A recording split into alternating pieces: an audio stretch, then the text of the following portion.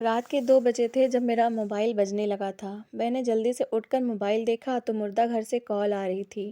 میں حیران ہوا کہ آج تو میری دن کی ڈیوٹی تھی، تو پھر مجھے رات کے اس وقت کیوں کال کی جا رہی ہے؟ میں نے فون اٹینڈ کیا تو سپروائزر کی آواز سنائی دی۔ وہ کہنے لگا کہ کام پر تمہاری ضرورت پڑ گئی ہے۔ یہ بات سن کر میں پریشان ہو گیا اور پوچھا کیا ہوا ہے؟ مجھے رات کے اس وقت کیوں بلایا جا رہا ہے؟ سپروائزر کہنے لگا اگر میں نے تمہیں بلانے کی وجہ بتا دی تو پھر تم سے کام پر آیا نہیں جائے گا، تم ڈر جاؤ گے۔ میں ہنس دیا اور بولا دنیا میں ایسا کوئی کام نہیں ہے جو مجھے ڈرا سکے۔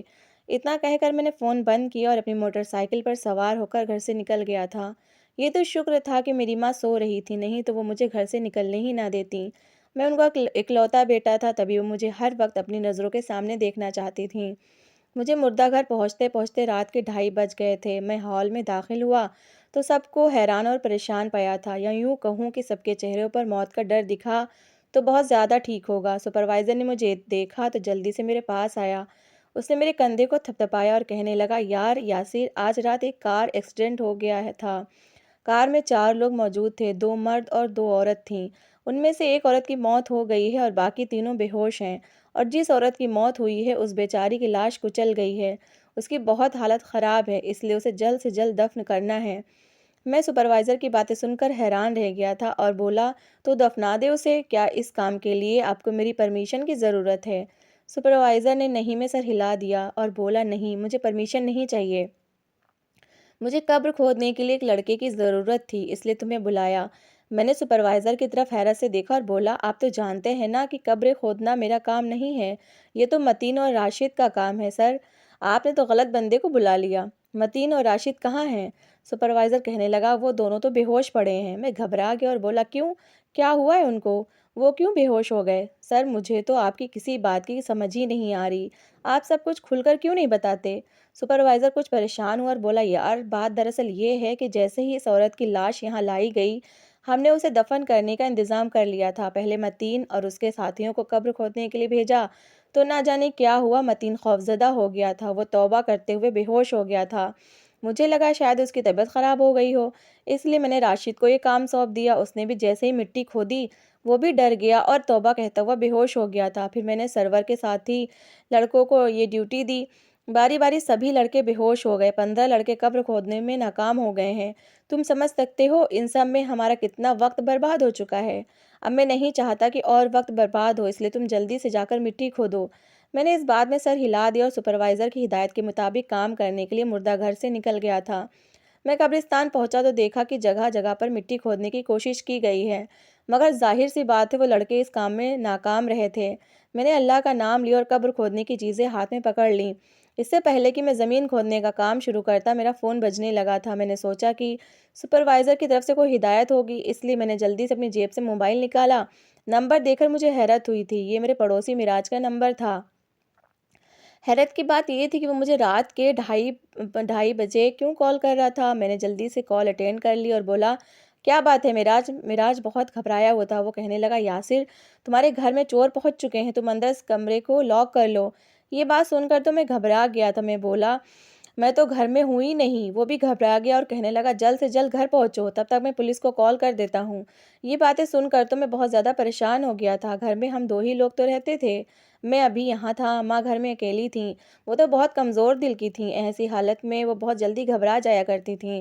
میں نے سارا کام ویسے ہی چھوڑا اور اپنی بائک کی طرف دوڑ لگا دی تھی، اور ساتھ ہی ساتھ میں نے سپروائزر کا نمبر بھی ملایا تھا۔ میں نے ان سے کہا کہ ہمارے گھر میں چور گھس آئے ہیں، میں قبر نہیں کھود سکتا، میں گھر واپس جانا چاہتا ہوں۔ سپروائزر نے کہا ہاں تو ٹھیک ہے، تم چلے جاؤ، میں کسی اور لڑکے سے کام کروا لوں گا۔ میں بہت جلدی میں اپنے گھر چلا گیا تھا۔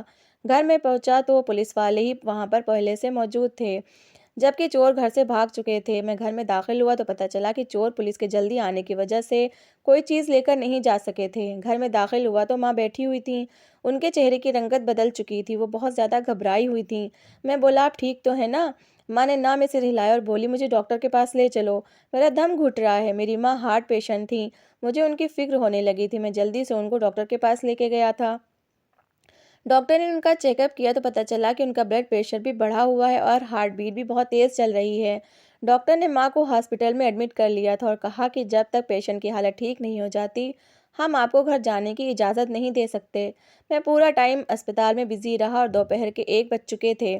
ڈاکٹر نے ماں کو ڈسچارج کر دیا تو میں انہیں گھر واپس لے آیا تھا۔ میں نے ماں سے کہا کہ اب آپ آرام کریں اور لیٹ جائیں۔ میں ماں کے ساتھ بیٹھ کر باتیں کر رہا تھا کہ پھر سے سپروائزر کی کال آ گئی تھی۔ میں تو یہی سمجھا کہ سپروائزر کو مجھ سے چوروں کے بارے میں پوچھنا ہوگا۔ میں نے اس کی کال اٹینڈ کی تو وہ سپروائزر کی بڑی گھبرائی ہوئی آواز میرے کانوں میں گونجی تھی۔ وہ کہنے لگا، یار یاسر، تو ابھی تک واپس نہیں آیا؟ چور واپس نہیں گئے کیا؟ میں بولا، کیوں؟ مجھے کیوں آنا تھا؟ کیا بات ہے؟ تو سپروائزر کہنے لگا کہ قبر کی کھدائی کرنی ہے اور تم نے مجھ سے کہا تھا کہ تم آ جاؤ گے۔ یہ بات سن کر میں دنگ رہ گیا تھا۔ میں بولا، جب رات میں گھر واپس آ رہا تھا تب تو لاش کی حالت بہت خراب تھی اور اسے دفن کر دینا تھا، تو کیا آپ تب سے اب تک میرے انتظار میں بیٹھے ہوئے تھے؟ اب تو دوپہر کے 1:30 بج چکے ہیں، آپ نے اس کی قبر کی کھدائی کیوں نہیں کروائی؟ سپروائزر کی آواز میرے کانوں میں گونجی تھی۔ وہ کہنے لگا، میں نے اپنی طرف سے ہر ممکن کوشش کر لی ہے، نہ جانے یہ زمین اس لاش کو اپنے اندر پناہ دینے کے لیے راضی کیوں نہیں ہے۔ میں نے جتنے بھی لڑکوں کو قبر کھودنے کے لیے بھیجا ہے سب کے سب ڈر کر واپس آ گئے۔ اب میں تم سے منت کرتا ہوں کہ تم آ کر اپنی کوشش کر لو، کیا پتہ تم اس چیز میں کامیاب ہو جاؤ۔ میں بولا، ٹھیک ہے، میں آتا ہوں۔ اتنا کہہ کر میں نے فون بند کر دیا۔ ممی نے میرا ہاتھ پکڑ لیا تھا۔ وہ کہنے لگی، یاسر، تم کس لاش کی بات کر رہے ہو؟ میں بولا، ماں، مجھے آپ ایک بات بتائیے کہ جب کسی کو زمین اپنے اندر دفن ہونے کی اجازت نہ دے تو کیا ہوتا ہے؟ یہ بات سن کر میری ماں کی آنکھوں میں آنسو آ گئے تھے۔ وہ کہنے لگی، بیٹا، یہ تو بہت پریشانی کی بات ہے۔ اللہ نہ کرے کہ کبھی کسی کے اوپر ایسا وقت آئے۔ اللہ جس طرح انسان کا پردہ دنیا میں رکھتا ہے، موت کے بعد بھی ہر کسی کا پردہ رکھے۔ کبھی کسی کے گناہ اس طرح سے فاش نہ ہوں۔ میں بولا، کیا مطلب؟ کیسے گناہ؟ ماں کہنے لگی، جو انسان بہت زیادہ گناہگار ہوتا ہے اس کو دفنانے کے دوران الگ الگ طرح کے مسئلے کھڑے ہوتے ہیں۔ میں نے تو یہ بھی سن رکھا ہے کہ جو گناہگار انسان ہوتا ہے اس کی قبر کھودنے والے کو جہنم کی آگ محسوس ہونے لگتی ہے، اور کچھ ایسی بھی میتیں ہوتی ہیں جن کے لیے قبر کی کھدائی کی جائے تو زمین پتھر جیسی سخت ہو جاتی ہے۔ میں بولا، ماں، اگر کوئی انسان کسی کی قبر کی کھدائی کے دوران بے ہوش ہو جائے تو اس کا کیا مطلب ہے؟ میری ماں کی آنکھوں سے آنسو بہہ رہے تھے۔ وہ کہنے لگی، تو اس کا یہی مطلب ہے کہ قبر کھودنے والا میت پر دفن ہونے کے بعد آنے والا عذاب ابھی سے اپنی آنکھوں سے دیکھ رہا ہے اور وہ سب کچھ دیکھ کر ڈر کر بے ہوش ہو جاتا ہے۔ میں نے سر ہلا دیا۔ ماں کہنے لگی، اچھا، تم یہ سب کیوں پوچھ رہے ہو مجھ سے؟ تب میں نے مردہ گھر میں پیش آنے والا سارا واقعہ اپنی ماں کو سنا دیا تھا۔ میری باتیں سن کر ماں کو غصہ آ گیا تھا۔ وہ کہنے لگی، تم بہت ہی نالائق ہو۔ بچپن میں جب میں تم پر سختی کرتی تھی کہ اسکول چلے جاؤ تو تم میری بات نہیں مانتے تھے، تب تو میں تمہیں مار کر اسکول بھیج دیتی تھی، لیکن جب تم کالج گئے تو میں نے تم پر ہاتھ اٹھانا چھوڑ دیا تھا کیونکہ تب تم بڑے ہو گئے تھے، لیکن تم میری بات نہیں مانتے تھے۔ میں تمہیں بہت کہتی تھی کہ پڑھ لکھ لو، تمہارے کام آئے گا۔ اگر تم نے میری بات مانی ہوتی، اگر تم کالج میں پڑھے ہوتے تو آج تم کوئی اچھی نوکری کر رہے ہوتے، کم سے کم تمہیں یہ سب تو نہ کرنا پڑتا۔ میں بولا، ماں، میری نوکری بری نہیں ہے، یہ بھی تو اچھی ہے۔ ماں کہنے لگی، نوکری کوئی بھی بری نہیں ہوتی، لیکن تمہارا کام بہت سنگین ہے۔ تم ابھی جوان جہان لڑکے ہو، تم ابھی سے موت اور زندگی کی کڑوی حقیقت کو سمجھ جاؤ گے تو تمہیں زندگی سے نفرت ہو جائے گی، تمہیں خوشی محسوس نہیں ہوگی، تمہارے سر پر ہر وقت موت کی اداسی سوار ہوگی۔ میں جانتی ہوں مردہ گھر میں تم کیا کام کرتے ہو، تو تمہارا واسطہ روزانہ کتنی لاشوں سے پڑ رہا ہوگا۔ میں نے سر ہلا دیا اور بولا، ماں، ایسا ہی ہے، لیکن آپ فکر نہ کریں، یہ سب چیزیں مجھ پر اثر نہیں کرتی۔ اتنا کہہ کر میں اٹھ کر کھڑا ہو گیا تھا۔ میں نے ماں سے کہا کہ اپنا خیال رکھیے گا اور اس میت کے لیے دعا کیجیے گا جسے ہم دفنانے کی کوشش کر رہے ہیں۔ اتنا کہہ کر میں گھر سے باہر آ گیا تھا۔ ماں کی باتیں میرے دماغ میں گونج رہی تھی۔ وہ ٹھیک ہی تو کہہ رہی تھیں۔ روز روز میں یہ لاشیں دیکھ کر میری دوستی بھی موت سے ہو گئی تھی۔ اب میں ہر پل اپنی موت کے لیے تیار رہتا تھا، کیونکہ میں جان گیا تھا کہ لمبی لمبی آرزوئیں انسان اپنے دل میں پال تو لیتا ہے، لیکن ان کو پورا کرنے کے لیے وقت نہیں ملتا۔ زندگی بہت جلد ختم ہو جاتی، ہر انسان ہاتھ ملتا رہ جاتا ہے۔ میں یہ سب باتیں ماں سے تو نہیں کہہ سکتا تھا کیونکہ پھر وہ میری فکر کرنے لگتیں۔ مردہ گھر پہنچا تو پریشان سے سپروائزر کو دیکھا۔ وہ کہنے لگا، یار یاسر، تم عجیب بندے ہو، تم اپنے گھر جا کر چھپ ہی گئے تھے، جبکہ میں ابھی تک اس لاش کو دفنانے کی کوشش کر رہا ہوں مگر میں ناکام ہوں۔ میں بولا، نہ جانے اس میت نے ایسا کون سا گناہ کیا ہے کہ زمین نے اپنی آغوش میں اسے قبول کرنا بھی گوارا نہیں کیا۔ میری بات سن کر سپروائزر پریشان ہو گیا تھا۔ وہ کہنے لگا، ایسی بات نہ کہو، اللہ سے ڈرو، ہر چیز کی جانکاری اللہ کے پاس ہے، ہم کچھ بھی ایسے نہیں کہہ سکتے۔ میں بھی اس کی بات سن کر پریشان ہو گیا تھا اور میں نے فوراً اللہ سے معافی مانگی تھی۔ پھر میں نے سپروائزر سے کہا کہ اب ہمیں کیا کرنا چاہیے۔ اس نے کہا کہ تم قبرستان جا کر قبر کی کھدائی کرو، جیسے ہی قبر کی جگہ کھد جائے گی میں وہاں پر لاش کو لے کر پہنچ جاؤں گا۔ میں نے کہا کہ ٹھیک ہے، میں جا کر اپنا کام شروع کرتا ہوں۔ ایک بار پھر سے میں قبرستان میں موجود تھا۔ میرے ساتھ 2 لڑکے بھی آئے تھے جن کے پاس قبر کی کھدائی کا ضروری سامان موجود تھا۔ میں نے جیسے ہی وہ سامان کپڑے سے نکالے اور اپنا کام شروع کرنے ہی والا تھا کہ میرے فون کی گھنٹی ایک بار پھر سے بجی تھی، تو میں گھبرا گیا تھا کہ نہ جانے اب کیا ہو گیا ہے۔ میں نے جلدی سے فون جیب سے نکالا تو یہ دیکھ کر حیران رہ گیا تھا کہ سپروائزر کی کال آ رہی تھی۔ میں نے جلدی سے فون کان سے لگایا اور بولا، میں ابھی زمین کھودنے ہی والا ہوں، آپ تھوڑی دیر بعد فون کیجیے گا۔ سپروائزر کہنے لگا، نہیں نہیں، اب اس چیز کی ضرورت نہیں رہی، تم ابھی قبر مت کھودو، لاش کے رشتہ داروں کو ہوش آ گیا ہے، اب وہی ہمیں بتائیں گے کہ اس لاش کو کہاں دفن کرنا ہے، ان کی مرضی کے مطابق یہ کام کیا جائے گا۔ میں بولا، میں ابھی ادھر ہی ہوں قبرستان میں، آپ مجھے پوچھ کر بتا دیں کہ ان کا کیا ارادہ ہے۔ سپروائزر نے کہا، تم واپس آ جاؤ، اگر لاش کو دفنانے کی ضرورت پیش آئی تو میں تمہیں واپس قبرستان بھیج دوں گا۔ میں نے کہا کہ ٹھیک ہے۔ میں نے فون بند کر دیا تھا اور خود گہری سوچ میں گم ہو گیا تھا کہ آخر یہ ہو کیا رہا ہے۔ کبھی کہہ دیا جاتا ہے کہ قبر کھودو تو کبھی کہہ دیا جاتا ہے کہ اس چیز کی ضرورت نہیں رہی۔ رات کے 12:30 بجے سے لاش مردہ گھر میں پڑی تھی اور اب تو دن کے 4 بج چکے تھے اور یہی نہیں طے ہو پا رہا تھا کہ لاش کو دفنانا بھی ہے یا نہیں۔ میں واپس مردہ گھر پہنچ چکا تھا۔ اب میری ملاقات سپروائزر سے نہیں ہوئی تھی کیونکہ وہ ہاسپٹل گیا ہوا تھا۔ وہ لاش کے رشتہ داروں سے ان کی رضامندی جاننا چاہتا تھا۔ میں اپنی روزمرہ کی ڈیوٹی میں بزی ہو چکا تھا۔ تقریباً 1 گھنٹہ گزرا ہوگا جب میں نے سپروائزر کو آتے ہوئے دیکھا تھا۔ میں نے جیسے ہی سپروائزر کو دیکھا فوراً اس کے پاس جا کر کھڑا ہو گیا تھا۔ میں نے اس سے پوچھا کہ ان لوگوں نے کیا بتایا ہے۔ سپروائزر کہنے لگا کہ وہ اس میت کی بہن ہے، وہ کہہ رہی تھی کہ وہ اپنی بہن کو حیدرآباد لے کر جائے گی۔ وہ لوگ لکھنؤ سے تھے اور وہیں واپس جا رہے تھے۔ ہم نے ہاسپٹل والوں سے پرمیشن مانگی تو انہوں نے صاف صاف کہہ دیا کہ اگر ہوائی جہاز کے ذریعے لاش کو لے جانے کا انتظام ہو جائے گا تو اس کو لے جانے کی اجازت مل جائے گی، نہیں تو اسے یہیں پر دفن کرنا پڑے گا۔ اس کی بہن نے اب کہہ دیا ہے کہ میں چاہتی ہوں کہ میری بہن کو یہیں پر دفنا دیا جائے۔ میں بولا، سر یہ تو بڑے مسئلے کی بات ہو گئی ہے، اب پھر سے ہمیں قبر کی کھدائی کی فکر کرنی پڑے گی۔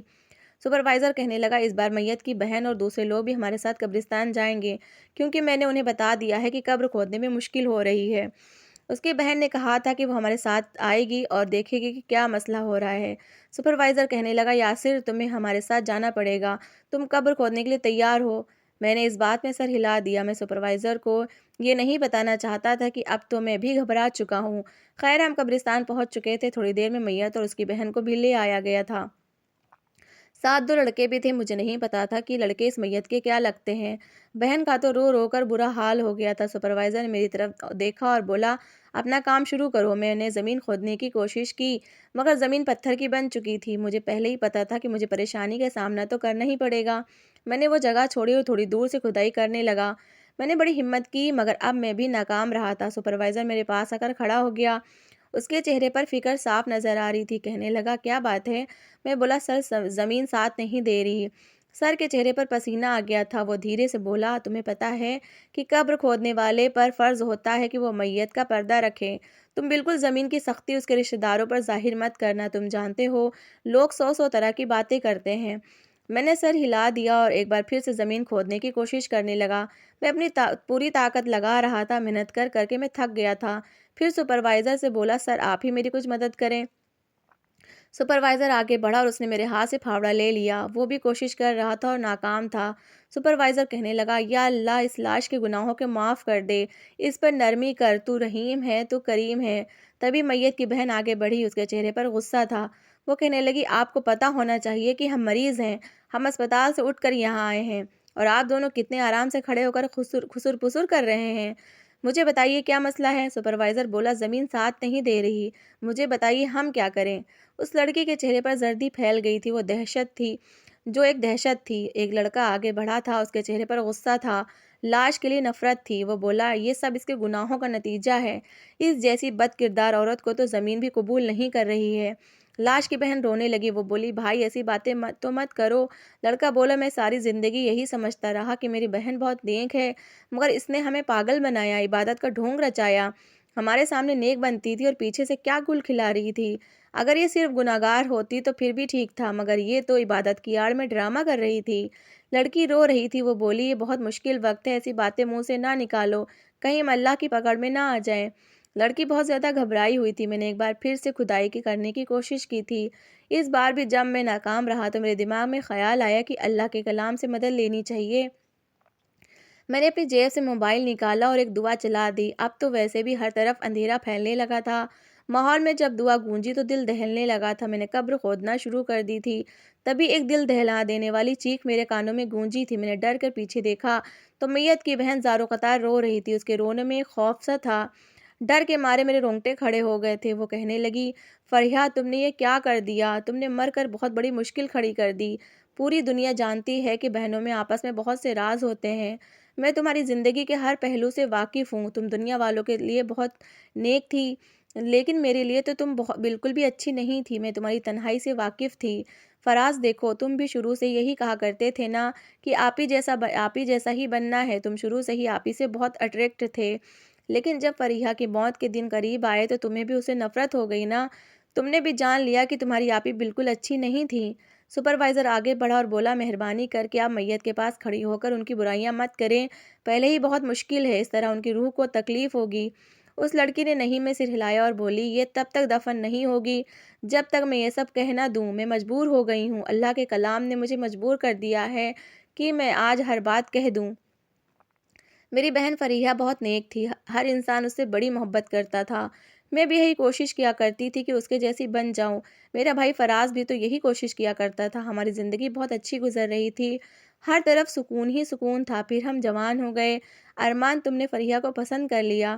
تم نے مجھ سے کہا کہ میں تو فرحیہ سے شادی کروں گا۔ اگر اس جیسی نیک لڑکی کا رشتہ مجھے مل جائے تو اور کیا چاہیے ہوگا۔ ہم ارمان کی باتیں سن کر بہت خوش ہوئے تھے۔ یہ رشتہ ہمارے لیے خوشی کا تھا۔ فرحیہ بھی خوش تھی۔ ارمان، تمہاری اور فرحیہ کی شادی کو کچھ ہی دن تو رہ گئے تھے کہ جب مجھ پر ایک حقیقت کھلی تھی۔ سپروائزر آگے بڑھا اور بولا، پلیز آپ یہ سب باتیں گھر جا کر کیجیے گا، ہمیں لاش کو دفنانا ہے۔ وہ لڑکی کہنے لگی، تم لوگوں نے اپنی کوشش کر لی ہے مگر تم لوگ ناکام رہے ہو۔ تم لوگوں کے دل میں بھی یہی سوال ہے کہ آخر اس نے ایسا کون سا گناہ کیا ہے جس کی وجہ سے دفن نہیں کی جا رہی۔ میں تم لوگوں کو اس کا گناہ بتانا چاہتی ہوں۔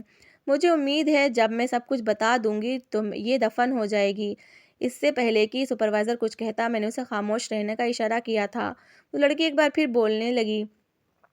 وہ بولی، میرے ماموں کی لڑکے ارمان کو میری بہن بہت اچھی لگی تھی، اس لیے اس نے میری بہن کا رشتہ مانگ لیا۔